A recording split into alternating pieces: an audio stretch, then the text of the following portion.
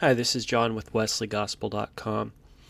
I would suggest that if you have a pastor who has a poor track record of preaching about hell, that you should consider that pastor probably a false teacher. In other words, he's an unbeliever. He's a wolf in sheep's clothing. He's an unbeliever. He doesn't believe in hell. Unbelievers are cast into the lake of fire in Revelation 21:8. And I believe unbelievers are not just people who don't believe in Jesus. They're mainly people who don't believe in hell.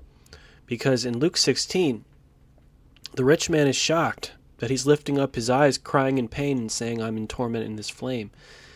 And he says to Abraham, Abraham, send Lazarus up to tell my brothers about the existence of this place. See, he didn't believe in hell. That was why he was an unbeliever. That's why he was in hell. He was an unbeliever in the existence of hell. That's the first thing. And the second thing is that he didn't care about his fellow man as a result of that. He had no fear of divine punishment. So if you have pastors, I don't care if they have a huge influence and they're widely respected. I don't care if they say other things that are good. If they have a poor track record of preaching about hell, I think you should label them unbelievers in the existence of hell. And you should not be sitting under their teaching. You shouldn't be subscribing to their channel. You shouldn't be giving their church any money. All right? They don't believe in the existence of hell, and that's why they don't preach about it. All right? It's not that they don't know, it's that they won't do it because they don't believe in it. Okay? So I'm not tricked. I'm not fooled. I am not fooled by these people. All right? And so what do unbeliever pastors usually preach about? They usually preach about self-help topics.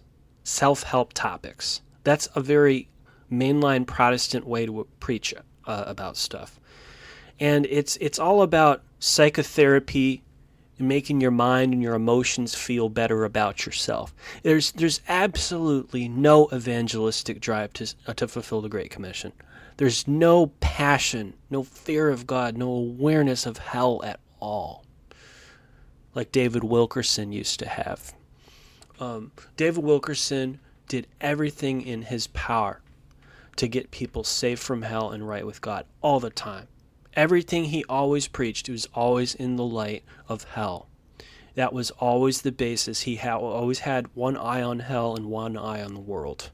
And he would oppose people that came against the truth of the Bible in that light, those fundamental truths, and he made no apologies of it. And he would get angry, and he made no apologies of the fact he got angry because he cared about people. And he would get grieved, and he would love people, and he would get grieved when they saw they're turning their backs on God.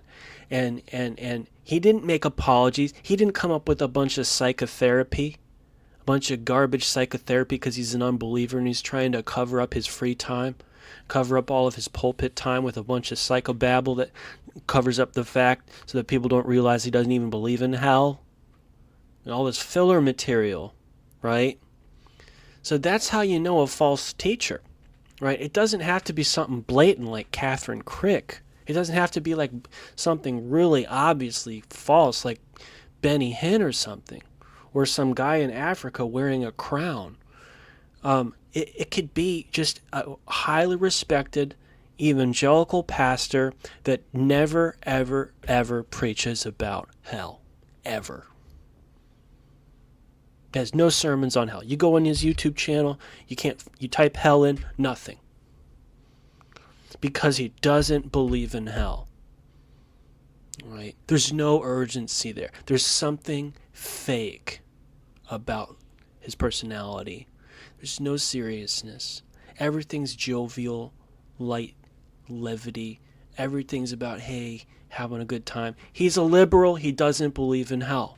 He's a liberal because he doesn't believe in hell. That's why he never preaches about hell. He has no sense of urgency. He's a false prophet. He should be removed from the pulpit. So my conviction is preachers and pastors who never preach about hell should be removed from the pulpit God bless you out there. This is John with WesleyGospel.com.